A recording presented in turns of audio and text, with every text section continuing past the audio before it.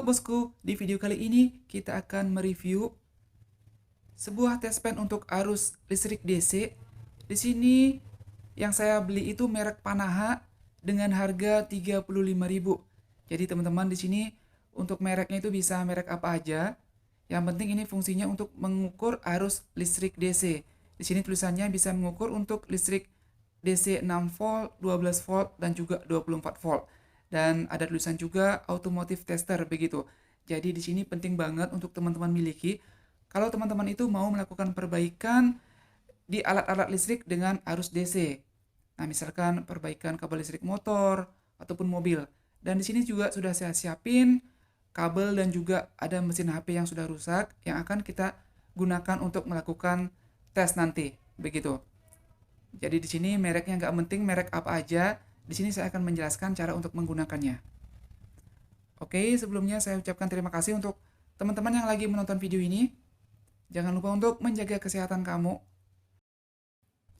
Dan by the way, sebelum video ini saya buat, test pen-nya sudah saya gunakan teman-teman. Jadi video ini baru sempat saya edit setelah mungkin beberapa minggu saya beli barang ini. Dan test pen ini berfungsi dengan bagus begitu. Jadi saya sudah gunakan sebelumnya. Nah, teman-teman, untuk kabelnya, di sini kabelnya berbentuk spiral seperti ini bisa menjadi panjang. Oke, ini tergulung-gulung, kita rapiin dulu. Ya, kabelnya seperti ini dan bisa ditarik menjadi panjang, teman-teman. Dan ini ada penjepit ya. Di sisi satunya itu berbentuk penjepit dan di sisi sebelahnya itu kita akan masukin ke test pen-nya itu. Oke. Jadi kabelnya seperti ini, bisa menjadi panjang. Jadi sangat mudah teman-teman untuk perbaikan kabel listrik di dalam mobil. Jadi kabelnya itu nggak akan menjadi beribet ke sana kemari karena dia bisa digulung seperti itu. Dan ini ada lampu di sini. Terdapat sebuah resistor juga teman-teman. Jadi ini isinya adalah sebuah lampu dan juga resistor. Sorry di kameranya nggak begitu kelihatan. Jadi ini merupakan lampu cadangan ya. Oke, ini dia lampu cadangan teman-teman. Yap, kok susah banget ya? Ini kameranya nggak mau fokus. Mungkin karena HP yang saya gunakan ini harganya mungkin masih sangat di bawah teman-teman ya. Jadi untuk fokusnya belum bisa.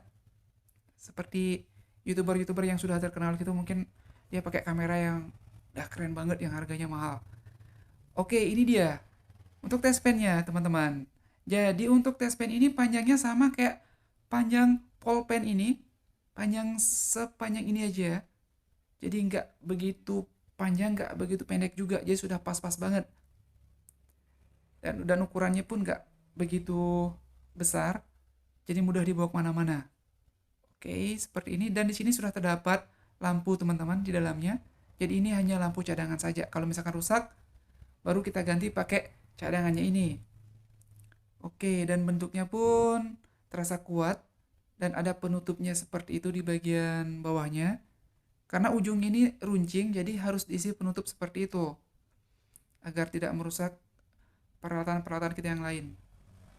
Misalkan jok mobil atau gimana, kita harus tutup saat selesai menggunakannya.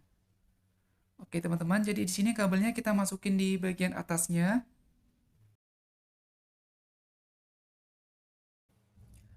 Oh iya teman-teman, untuk bagian penjepit kabelnya ini hanya bisa dibuka segini saja. Oke, bukaan penjepitnya hanya segitu aja teman-teman. Nah, sudah cukup lah untuk menjepit kabel-kabel listrik. Oke, jadi di sini akan saya tunjukin bagaimana cara menggunakan daripada test pen untuk arus DC ini. Nah, agak berbeda sedikit dengan test pen arus AC, dimana kalau test pen arus AC kan gampang banget tuh caranya, tinggal dideketin tangan kita aja di ujung satunya, test pennya sudah bisa kita gunakan. Oke, teman-teman, di sini saya sudah siapin kabel cas yang dipotong seperti ini. Dan biasanya di kabel cas itu kabel merah itu berarti positif, kabel hitam berarti negatif. Dan sekarang langsung aja kita tes ya. Nah, untuk mengetes arus positif, kita hubungkan penjepitnya ke kabel yang warna hitam. Kemudian, kita tes di kabel yang warna merah. Jadi cara kerjanya itu seperti ini teman-teman. Nah, itu kabelnya. Sudah kita hubungkan dan tespen kita menyala. Berarti ini ada arus listrik positif yang mengalir di kabel warna merah. Jadi begitu cara kerjanya. Sebaliknya, kalau kita mau mengetes arus yang negatif, kita hubungkan tespen ini, penjepitnya ini, ke kabel yang positif. Nah, sekarang kita akan tes kabel warna hitam ini. Apakah ada arus listrik yang mengalir? Dan ada, teman-teman. Jadi sekarang kita bisa lihat kalau ada arus listrik negatif yang mengalir di kabel warna hitam. Jadi begitu cara kerjanya. Berbeda dengan cara kerja tespen untuk arus AC. Oke, kita tes lagi satu kali. Jadi begini caranya, teman-teman. Nah, ini penting banget untuk mengetahui rangkaian kabel yang ada di mobil. Kan biasanya mobil itu banyak banget kabelnya ke sana kemari. Jadi kita wajib banget punya tespen seperti ini. Nanti mungkin kapan-kapan akan saya buatkan juga cara untuk mengetes kabel-kabel listrik di mobil. Jadi di sini saya sudah siapin juga, teman-teman. Di sini untuk mesin HP yang sudah rusak. Jadi di sini kita umpamakan sebuah mesin mobil. Nah, ini anggaplah dari aki masuk ke mobil kita. Oke, teman-teman. Nah, di HP, di bagian-bagian pinggirnya ini, teman-teman, ini sama dengan ground yang ada di mobil. Jadi di bagian pinggir-pinggirnya ini, di bagian kaleng-kaleng mesin ini, ada arus negatif. Sama kayak di mobil. Di bodi-bodi mobil atau motor itu ada arus negatif yang mengalir. Nah, jadi sekarang kita ingin mengetahui arus positifnya. Di manakah arus positif yang mengalir? Kita akan tes. Oke, ini adalah konektor baterai. Jadi kita colok-colokin di sini, teman-teman.